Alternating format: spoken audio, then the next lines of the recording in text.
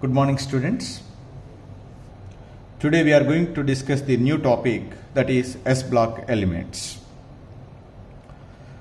So in the coming 2 semesters and in the present semester, we will discuss some of the important chapters related to the inorganic chemistry. They are S block elements, P block elements, D and F block elements. In the present semester, we will discuss about the chemistry of S block elements as well as the 2 important groups of P block elements also. So, as we know very well, in the first semester we discussed very clearly about the long form of periodic table. This long form of periodic table has been conveniently divided into 4 blocks. They are S, P, D and F blocks. So all the elements are divided into different blocks based on the differentiating electron is enter into the which orbital. Suppose if the last electron is enter into the D block, D orbital, then that element belongs to D block. If the last electron is enter into the F orbital, then that element comes under F block elements. Similarly, if the last electron is enter into the P orbital, that element comes under P block elements. In the same way, the S block elements are the elements in which the differentiating electron is enter into the outermost S orbital, so that element is treated as S block elements. That's why we write the definition once again. What are S block elements? The S block elements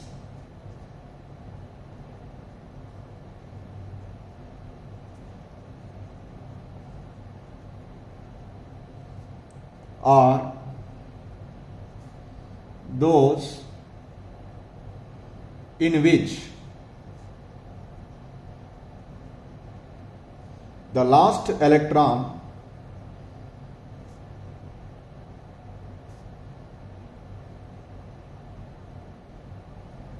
enters the outermost S orbital. Outermost S orbital, that elements are treated as S block elements. We know very well the S orbital can accommodate maximum of 2 electrons. So that's why this S block elements consist of 2 groups. One is group 1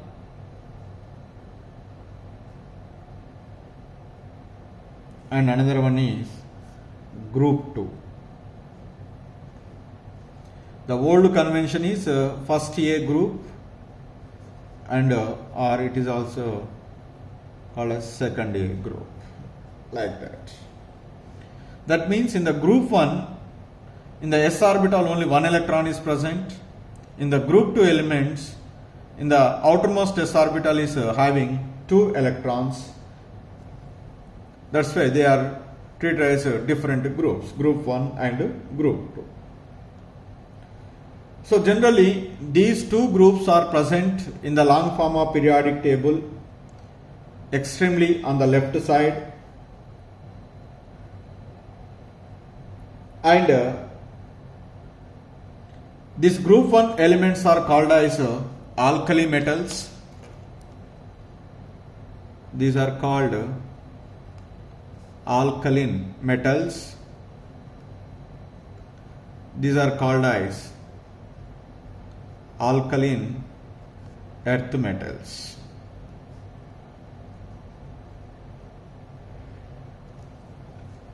Because you know very well why these are called as the group 1 elements are called as alkali metals. They are forming the hydroxides on reaction with water and they are strong alkaline nature. Similarly, the group 2 elements are called as alkaline earth metals because their oxides and hydroxides are alkaline nature. That's why these together are called alkali metals and alkaline earth metals respectively. So finally here in the S block the two groups are present, group 1 and group 2. Group 1 elements are called alkaline metals, group 2 elements are called alkaline earth metals. So now we can discuss the properties and the important compounds of that respective elements of group 1 and group 2 one by one. First I will discuss the chemistry of alkali metals. After that I will discuss the chemistry of alkaline earth metals. So that's why I write first chemistry of alkali metals.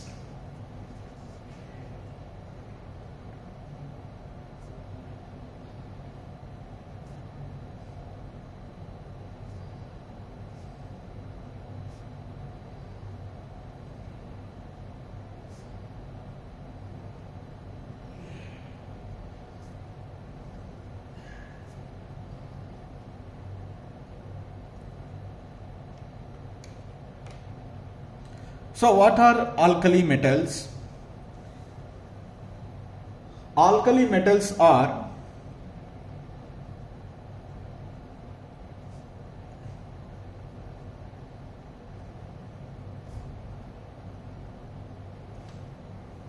lithium,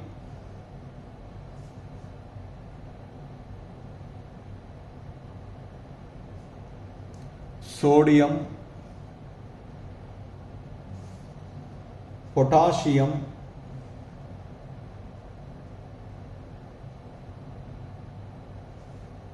rubidium,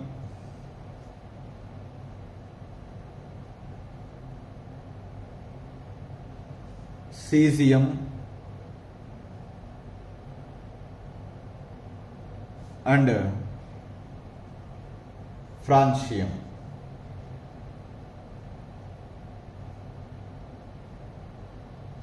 Totally 1, 2, 3, 4, 5, 6. These 6 elements constitutes group 1 or alkali metals.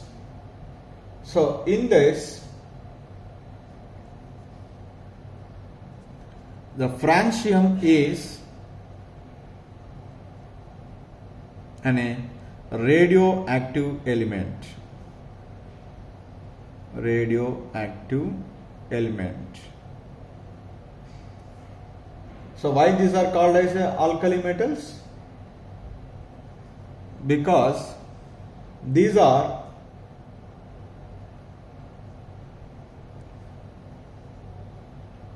readily dissolved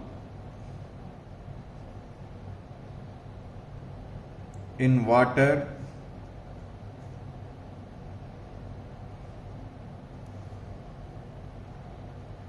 to form hydroxides.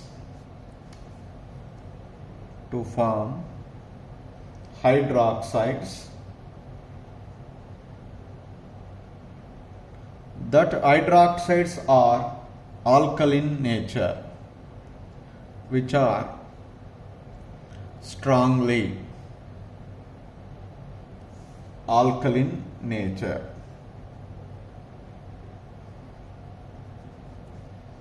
In nature. That's why these are called as alkaline earth metals. So alkaline metals. Yes. So when we see their occurrence, how they are available is among the alkali metals, Sodium and potassium is more abundant. Sodium and potassium are more abundant.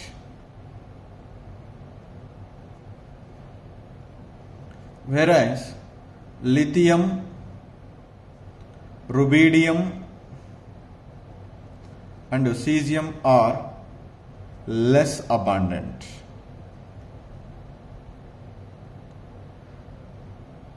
So, you know very well how the sodium is available is, sodium is available in the form of sodium chloride.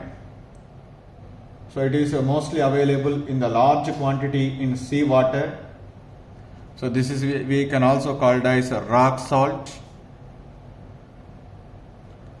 The potassium is available in the form of potassium chloride. This is, we are also called as sylvite. It is also will be available in the seawater. Sometimes it is a mixing together.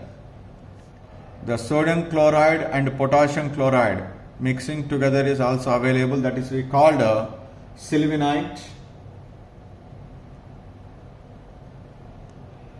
Sometimes the potassium is available in the form of a double salt, that is carnallite, that is KCl, MgCl2, 6H2O. This carnallite. In that form, these are available. So you know very well the last element I said, the francium. Francium is a radioactive element. So it is a longest lived isotope.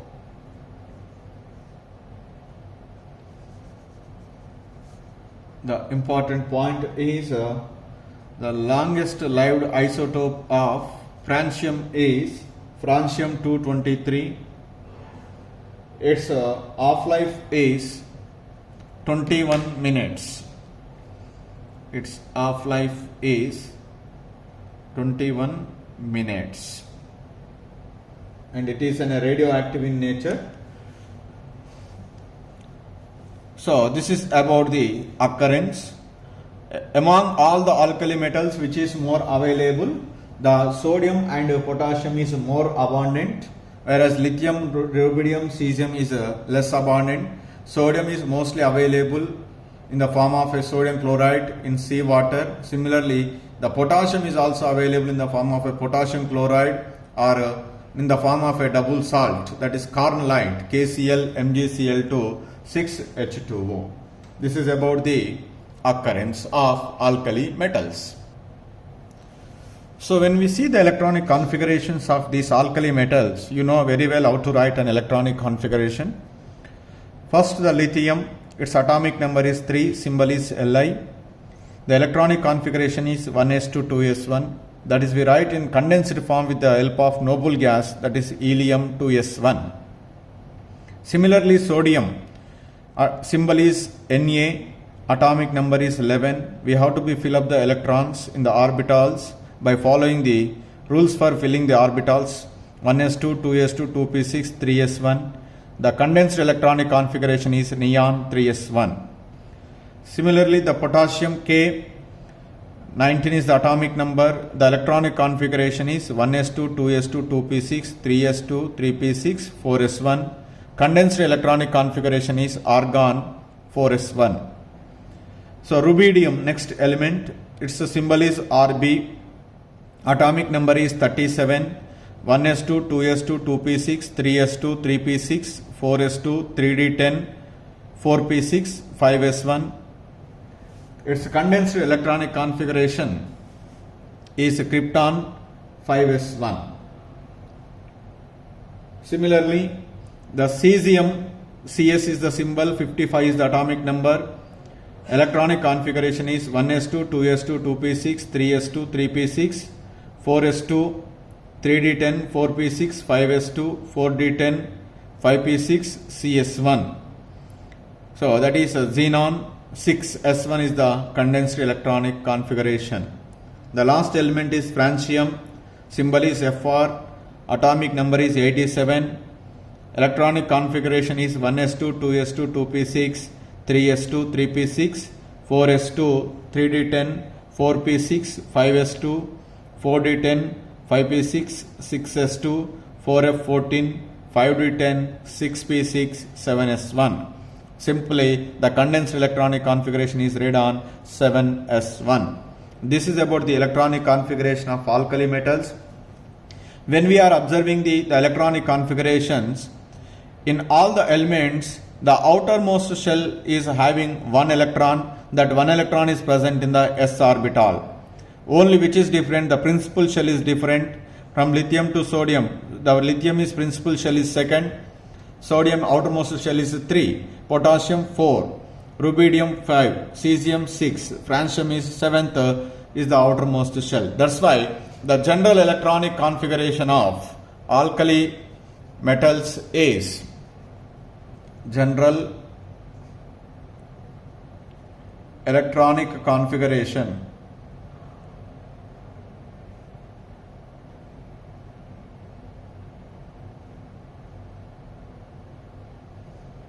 of alkali metals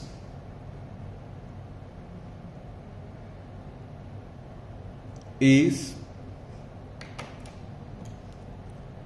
only principal shell is changes, the remaining is same, that is NS1.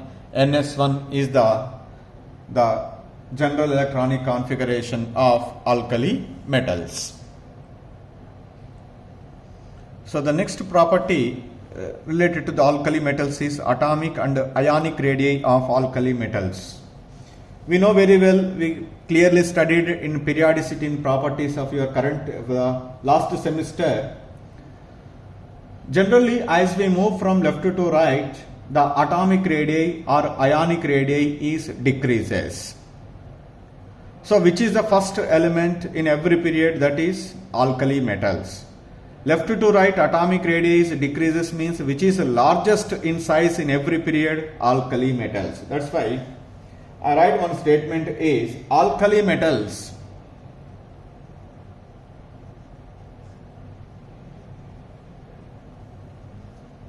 have the largest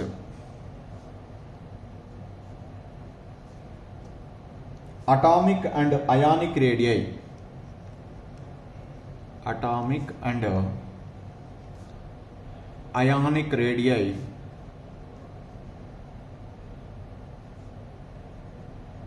in their respective period,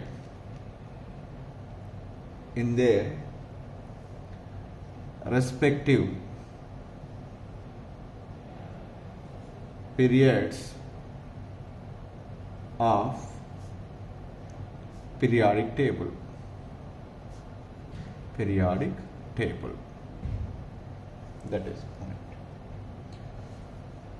And the second point is, as we go down the group, that is from lithium to sodium, sodium to potassium, potassium to rubidium, rubidium to cesium, the atomic radii and ionic radii is decreases. So I write one statement, the another statement is, on moving down the group, on moving down the group,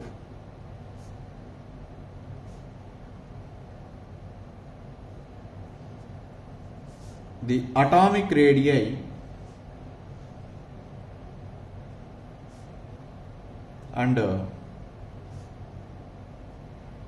ionic radii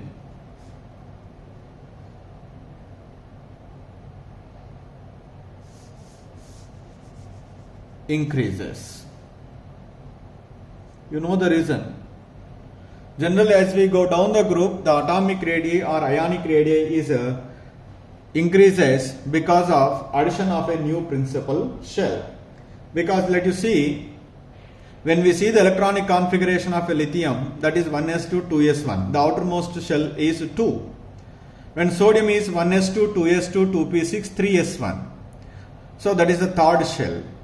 Definitely there is a difference in the distance between the center of the nucleus to the second shell and center of the nucleus to the third shell, which is away from the nucleus, third shell. So that's why the distance between the nucleus and the outermost shell is increases as we go down the group. That's why the atomic radii or ionic radii is increases. So that's why we write the reason is simply due to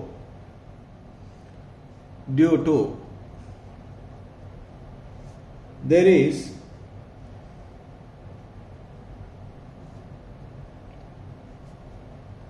increase in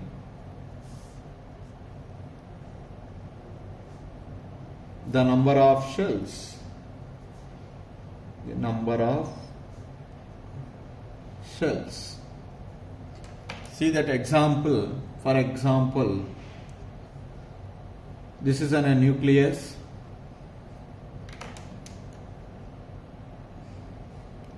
Let us say this is the first shell and the second shell. So this is a lithium. Lithium is 1s2, 2s1. This is n is equal to 1, n is equal to 2. Whereas in the case of a sodium, the nucleus, first shell, second shell and third shell. So here n is equal to 1, n is equal to 2, n is equal to 3. So the distance is increases. That is sodium 1s2, 2s2, 2p6, 3s1. So here the distance from here to here to here should be same. No, it is belongs to second shell, it is belongs to third shell. So here to here the distance is more than that of this one. That's why lithium to sodium the size is increases. So that's why as we go down the group, the atomic radii and ionic radii is increases due to addition of a new principal shell from one element to the another element in a group. So the next property is ionization enthalpies. We know very well what is ionization enthalpy. Ionization enthalpy is the amount of energy is required to remove an electron from an isolated gaseous atom. That is called ionization enthalpy value. Suppose if the electron is present in the outermost shell is strongly bound to the nucleus, there we require the more amount of energy. That ionization enthalpy value is very high. If electron is loosely bound to the nucleus, in that case we require the less energy. That element is said to be having the low ionization enthalpy. Whether the electron is strongly bound to the nucleus or loosely bound to the nucleus, that is depends upon the size of the atom. If the size of the atom is small, definitely that effective nuclear charge on the outermost electron is more, so that the electron is strongly bound to the nucleus. There we require the more amount of energy to remove an electron. That means ionization enthalpy value is very high in the case of the atoms which are smaller in size. Suppose if the size of the atom is large. When the size of the atom is large, the effective nuclear charge on the outermost electrons is less. Consequently, the electron present in the outermost shell is loosely bound to the nucleus. So there we require the less amount of energy to remove the electron. So that means ionization enthalpy values are less. That means the atoms which are larger in size having the low ionization enthalpy values. The atoms which are smaller in size, there we require the more amount of energy. Their ionization enthalpy values are very high. So when we see in the case of alkali metals, so just now we discussed in the every period the alkali metals are larger in size. So when they are larger in size, is it easy to remove the electron from the alkali metals or not compared to the other elements? It is very easy. That's why generally the alkali metals are having the low ionization enthalpy values in each period, because so these are the largest atomic size in their respective period. That statement I would like to write here. The first statement is alkali metals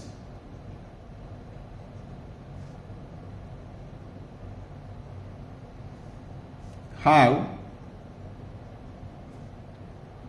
the lowest ionization enthalpy values. Lowest ionization enthalpies in each period.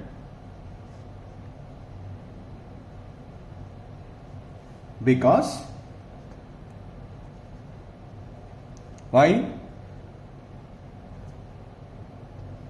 These have, or these are largest in size in their respective periods. In their respective periods. When the largest size is there, the electron is loosely bound to the nucleus so that they can easily release the electron with the less amount of energy. That's why lowest ionization enthalpy values. Okay, fine. But among the alkali metals, which is having the highest ionization enthalpy values? What are the alkali metals? So, lithium, sodium, potassium, rubidium, cesium, francium. As we move from lithium to sodium, sodium to potassium, potassium to rubidium, rubidium to cesium, what is happening? The size is increases. When the size is increases, so the electron can be bound to the nucleus is become very, very weak. So that's why we are required the less amount of energy, the element which is larger in size. We are required the more amount of energy which is smaller in size. Just now we discussed. As we go down the group, the size is increases. That means lithium is smaller in size, cesium is larger in size. That's why in the case of a lithium, the electron is strongly bound to the nucleus compared to the rest of the elements. So that's why we require the more amount of energy in the case of lithium. The lithium is said to be having the large ionization enthalpy value. But whereas in the cesium is larger in size, so that's why the electron is loosely bound to the nucleus, so that we can easily remove the electron with the less amount of energy. That's why the ionization enthalpy value of cesium is less. So that's why we write one statement is simply, as we go down the group,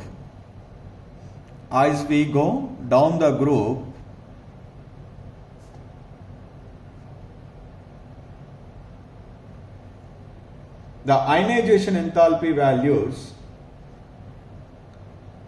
the ionization enthalpies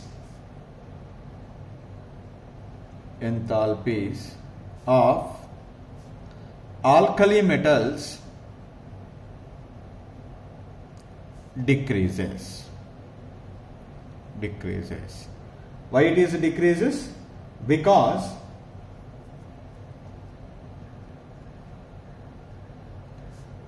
as we go down the group,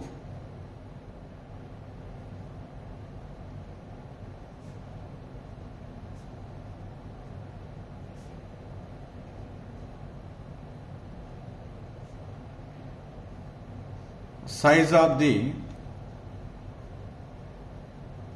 alkali metals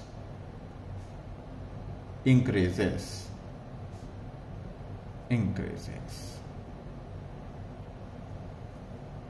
This is the one point. So that's why the first ionization enthalpy value, that is IE1, in which case it is greater than the lithium is greater than sodium is greater than potassium is greater than rubidium is greater than cesium. Cesium is having the low ionization enthalpy value.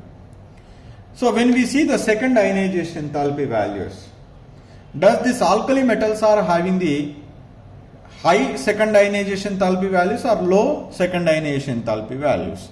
The statement is, generally the second ionization enthalpy values, the IE2 values, that is second ionization enthalpy values of alkali metals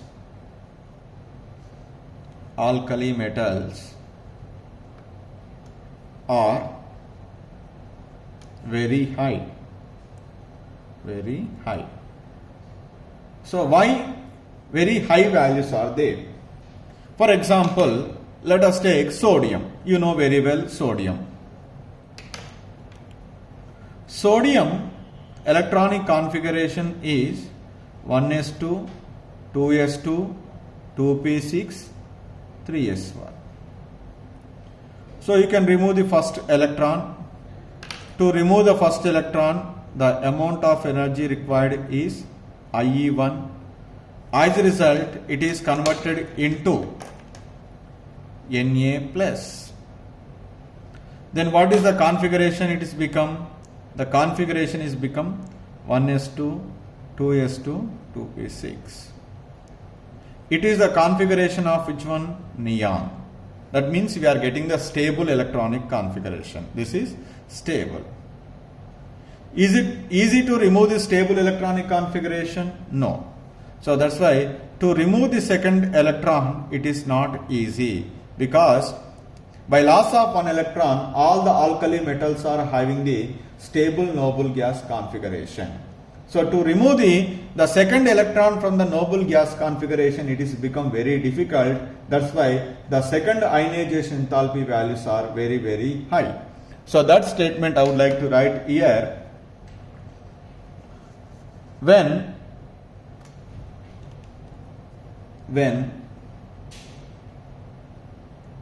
an electron removed from the alkali metals,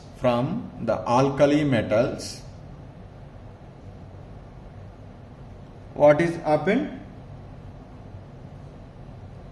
They form monovalent ions. They form monovalent ions. That means plus charge, plus one charge. Monovalent ions have very stable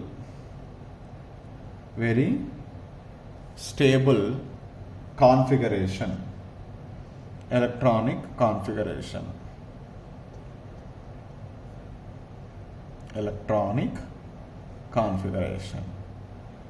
Once they can form the stable electronic configuration, is it become easy to difficult, or it is easy to remove the electron or difficult to remove the electron? It is become very difficult. Therefore, the statement is it is or it becomes very difficult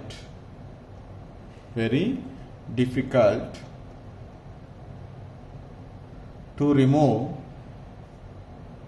second electron.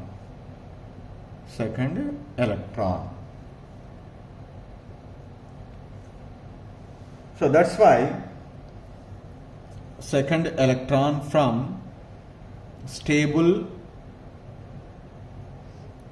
noble gas configuration.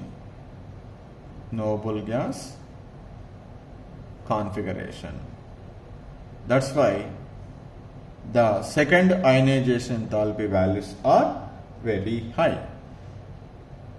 That is the reason for the second ionization enthalpy values are very high in case of alkali metals.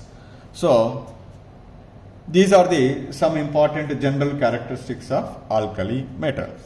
In the next class, we will discuss about some important physical properties of alkali metals.